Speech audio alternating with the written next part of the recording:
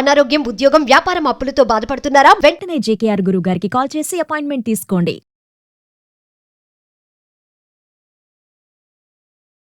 నమస్తే, welcome to Suman TV. నేను మీ ప్రేమ్. ఇవాళ మనతో ఉన్నారు బ్రహ్మశ్రీ డాక్టర్ జేకేఆర్ గురువు గారు, law of attraction, money coach, skill specialist, అంతేకాకుండా సార్ ఆస్ట్రాలజీ, హస్త సాముద్రిక స్పెషలిస్ట్.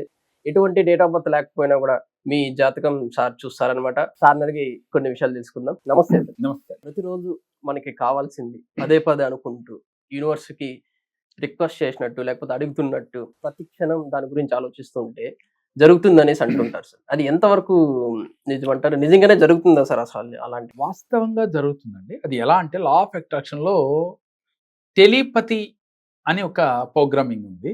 దాని ద్వారా యూనివర్స్ తో మనం కనెక్ట్ అవ్వచ్చు. ఎలాగూ టెలిఫోన్లో మనం అమెరికాలో ఉన్న వాళ్ళతో కూడా ఎలా మాట్లాడుతున్నామో ఈ టెలిపతి అనే ప్రోగ్రామ్ ద్వారా ప్రతిరోజు విశ్వంతో మనం కనెక్ట్ అవ్వచ్చు.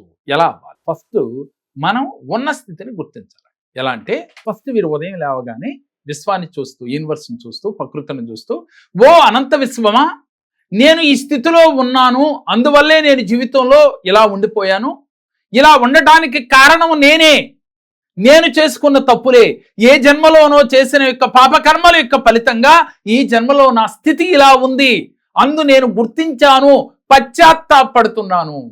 ఇది హార్ట్ఫుల్ గా రావాలండి. మాటలు లోపల నుంచి రావాలి, మాట నోట్లోంచి రాకూడదు, హృదయంలోంచి రావాలి. ఓ అనంత విశ్వమా అనే మాట మాట్లాడేటప్పుడు మీ హృదయం కదిలిపోవాలి. ఎవరైతే న్యాచురాలిటీగా అనంత విశ్వంతో మాట్లాడతారో ఈ టెలిపతి ద్వారా ఈజీగా మీకు అమెరికాలో ఉన్నాడు ఫోన్ చేస్తే ఎలా కనెక్ట్ అయ్యాడో యూనివర్స్ మీతో కనెక్ట్ అవుతుంది.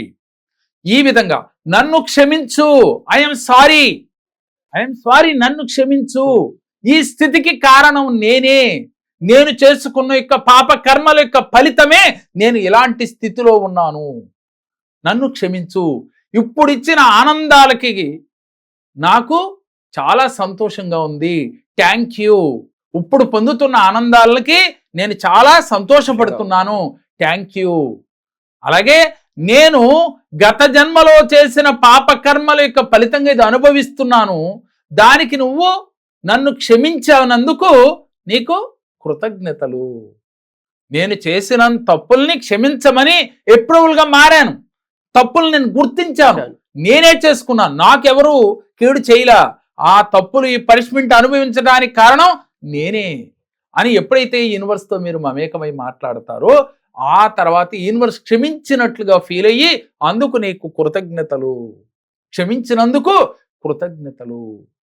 ఈ విధంగా మీరు ఫీల్ అవుతూ ప్రతిరోజు ఒక మండలం రోజులు చేసి చూడండి. మీకు దేవుడి దగ్గర కూర్చుని కొంతమంది ఫోటో ముందు మొర పెట్టుకుంటూ ఉంటారు, కానీ కొన్నిసార్లు ఆ మొర ఆలకిస్తూ ఉంటారు, కొన్నిసార్లు ఆలకించట్లేదు, ఎన్ని మొర పెట్టుకున్నా మా మాట వింటలేదు అని చెప్తుంటారు. కారణం ఏమిటి అనంటే ఫోటో ముందైనా యూనివర్స్ ముందైనా కూడా ముందు గుర్తెరగవలసింది మీలో ఉన్న పరమాత్మని తెలుసుకోవాలి. Exactly correct. మీలో ఉన్న పరమాత్మకి ఈ దేవాలయం లాంటి దేహాన్ని గుర్తించాలి, ఈ దేహాన్ని పరిశుభ్రంగా ఉంచుకోవాలి, ఆరోగ్యంగా ఉంచుకోవాలి. ఎలాంటి ఆహారం తింటున్నావు రోజు? నువ్వున్న దేహంలో, నీ దేహంలో దేవుడు ఉన్నాడు, ఆ దేవుడు ఉన్నప్పుడు నువ్వు ఎలాంటి ఆహారాన్ని ఈ గుడిలోకి పంపిస్తూ ఉన్నావు అనేది గుర్తెరిగి నువ్వు సాత్విక ఆహారాన్ని తీసుకుంటే నీ ఆలోచనలు సాత్వికంగా ఉంటాయి. ఎప్పుడైతే సాత్వికంగా ఉంటున్నాయో నీ పనులు కూడా సాత్వికంగా ఉంటాయి. ఎప్పుడైతే నీ పనులు సాత్వికంగా ఉంటాయో నీవు ప్రతి సెకను కూడా నువ్వు యూనివర్స్తో మమేకమవగలుగుతావు.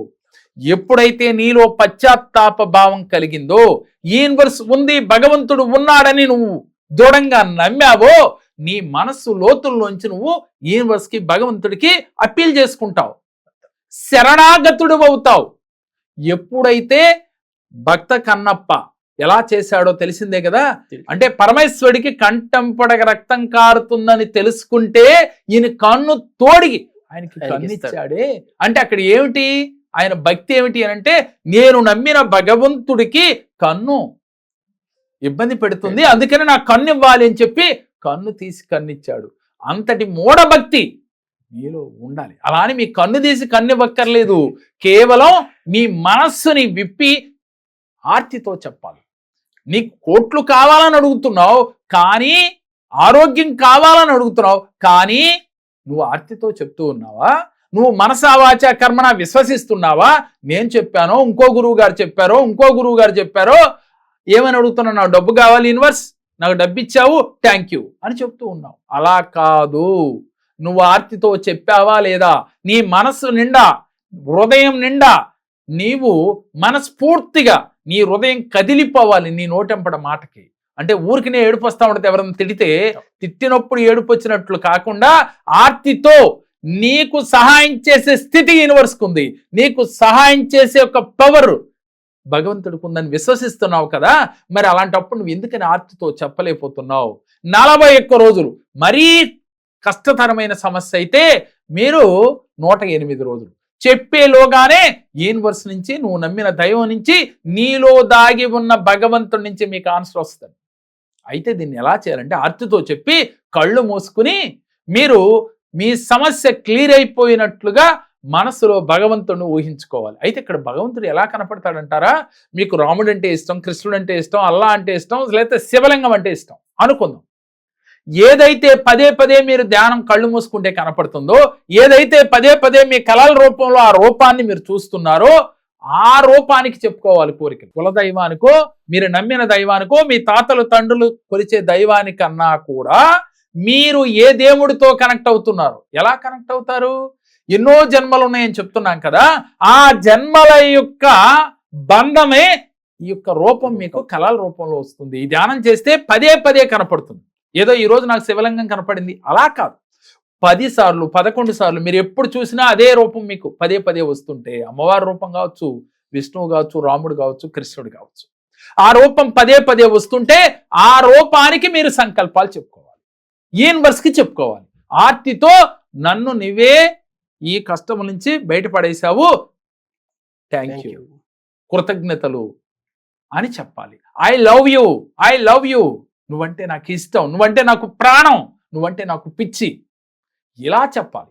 అంటే ఒక గర్ల్ ఫ్రెండ్కి ఒక బాయ్ ఫ్రెండ్ ఎలా అయితే పిచ్చిగా వెనకాల పడి ప్రేమిస్తున్నానని చెప్తాడో, అది నిజమో అబద్ధమో చెప్పేటప్పుడు అంత హార్ట్ఫుల్గా చెప్తాడు కదా, అదే విధంగా మీరు అంత హార్ట్ఫుల్గా చెప్పాలి. ఇలా చెప్పినట్లయితే యూనివర్స్ ఈజీగా కనెక్ట్ అయిపోతుంది, యూనివర్స్ ఈజీగా మీ కోరికలు తీర్చేస్తుంది. అంటే భక్తి ఎంత ఉన్నదో అని భగవంతుడు కూడా పరీక్షిస్తాడు వాస్తవంగా. అంటే ఆ భక్తి ఎలాగూ? ముందు నిన్ను నువ్వు తెలుసుకుని భక్తితో నువ్వు నడుచుకోవాలి. నువ్వు చేసిన తప్పు నువ్వు ఎరగాలి. నే వల్లే ఈ కష్టం వచ్చింది, కానీ మనం ఏం చేస్తామండి, ఏమండి నాకు ప్రేమ్ గారు అలా చేయకపోతే నాకు 20 వీడియోలు అయిపోయి ఇవ్వాలా అని చెప్తాను. వాస్తవం అదే అంటే అయితే అయి ఉండొచ్చు, దానికి కారణం నువ్వు కూడా ఉన్నావు కదా, నీ తప్పు కూడా ఉంది కదా, అది నువ్వు ఎందుకు గుర్తెరగవు? ఎదుటోడి తప్పుని ఏలెత్తి ఎందుకు చూపిస్తావు? అది మానిన రోజు నీ తప్పును గుర్తించి నీ తప్పు గురించి పశ్చాత్తాపడితే, నా తప్పు వల్ల ఇలా జరిగింది అని నువ్వు గుర్తించి నువ్వు శరణాగతుడు అయితే, ఈ విధంగా యూనివర్స్ని, ఓ విశ్వమా నేను కోరింది నువ్వు ఇచ్చినందుకు నీకు కృతజ్ఞతలు, ఓ అనంత విశ్వమా నేను చాలా శక్తివంతుణ్ణి, నేను చాలా ధైర్యవంతుణ్ణి, నేను ఏదైనా సాధించగలను, నేను చాలా గొప్పవాడిని, ఇలా పాజిటివ్ వర్డ్స్ ప్రతినిత్యం చెప్తూ ఉంటారు, హార్ట్ఫుల్గా చెప్తూ ఉంటారు. చెప్తే తప్పకుండా యూనివర్స్ మీకు కనెక్ట్ అవుతుంది. మీరు ఏది కోరితే అది ఇచ్చి తీరు. Thank you sir, thank you sir. నమస్కారం. మా పాప వివాహ సంబంధం గురించి జేకే సార్ గారి దగ్గరికి వచ్చాము. ఆయన చెప్పిన రెమెడీస్ మంత్రాలు మేము ఉపయోగించాము. 3 నెలల లోపల అనుకున్న సంబంధం కన్నా ఒక గొప్ప సంబంధం రాగలిగింది. 3 నెలల లోపల మా సమస్యలన్నీ పరిష్కారం అయ్యి ఒక మంచి సంబంధం వచ్చి నేను అనుకున్న స్థాయి కన్నా మంచిగా చేయగలిగాను.